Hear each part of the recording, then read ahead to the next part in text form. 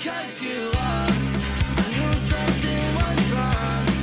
I shouldn't have to call you back, 'cause now you're mad and you think I dropped the ball. That's a bridge I haven't crossed. Not my fault, that's your pissed off. You shouldn't have to treat me like this, treat me like this. Now I'm all alone once again.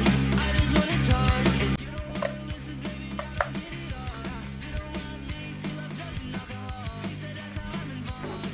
Everything that happened. Oh no, I don't wanna talk about it. Used to wanna talk to you, but lately I've been doubting. Shawty went outside, grabbed a bottle and she downed it. I thought I lost my sense of pride, but recently I found it. Once again, now I'm back on the cycle. Walk inside the function thinking maybe I just might go. Me and your friends really.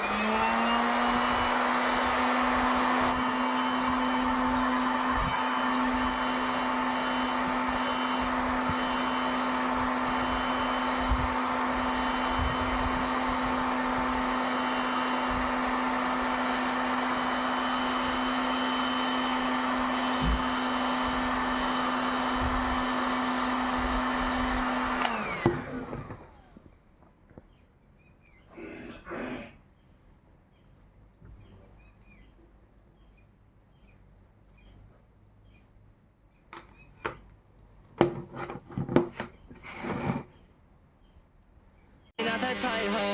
It's all good now, they all had to cut you